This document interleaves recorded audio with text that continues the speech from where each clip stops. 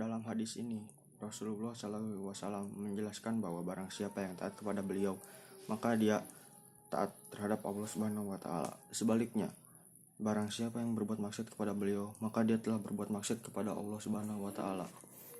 Sebagai umat Islam, kita wajib menaati segala yang diperintahkan oleh Rasulullah SAW, karena Rasulullah SAW diutus untuk menjelaskan kandungan Al-Quran. Dengan demikian, apa yang disampaikan oleh Nabi Muhammad SAW adalah kebenaran yang datang dari Allah Subhanahu wa Ta'ala.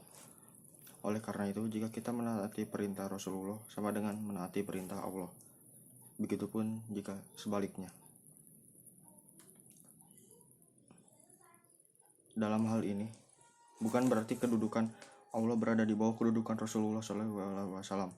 Kedudukan Allah tetap berada pada posisi pertama, karena Allah adalah Tuhan pencipta alam yang membuat peraturan, sedangkan Rasulullah SAW sebagai penjelas dari peraturannya Allah yang terkandung dalam Al-Quran. Dengan demikian, kedudukan Rasulullah sebagai sumber hukum yang wajib ditaati berada pada posisi kedua setelah Allah Subhanahu wa Ta'ala.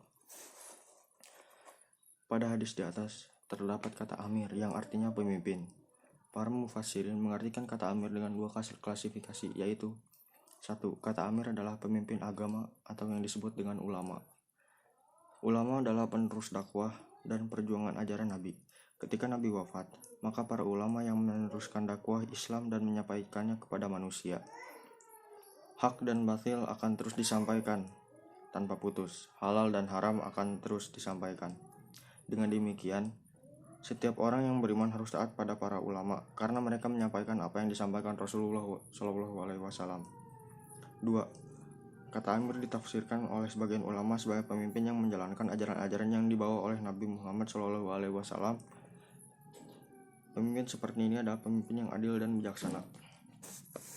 Setiap orang yang beriman wajib untuk taat pada pemimpin seperti ini. Selagi aturan dan titahnya bukan kemaksiatan, maka kewajiban taat pada amir seperti ini, seperti taat kepada Rasulullah SAW. Dengan demikian, bagi siapa yang taat kepada pemimpin, berarti ia taat kepada Rasulullah SAW. C. Perilaku orang yang taat. Sebagai umat Islam, kita berkewajiban untuk menjalankan segala perintah Allah dan Rasulnya.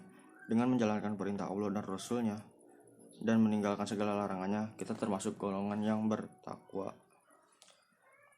Di hadapan Allah, semua manusia derajatnya sama. Yang membedakan hanyalah ketakwaan seseorang. Selain menaati perintah Allah dan Rasulnya, ayat dan hadis tersebut juga memerintahkan umat Islam untuk menaati perintah dari ulil amri. Ulil amri di sini adalah diartikan sebagai pemimpin atau ulama. Ketaatan pada ulil amri berbeda dengan ketaatan kepada Allah dan Rasulnya.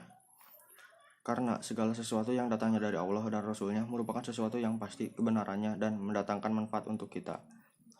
Berbeda dengan ulil amri yang merupakan manusia biasa yang tidak luput dari kesalahan.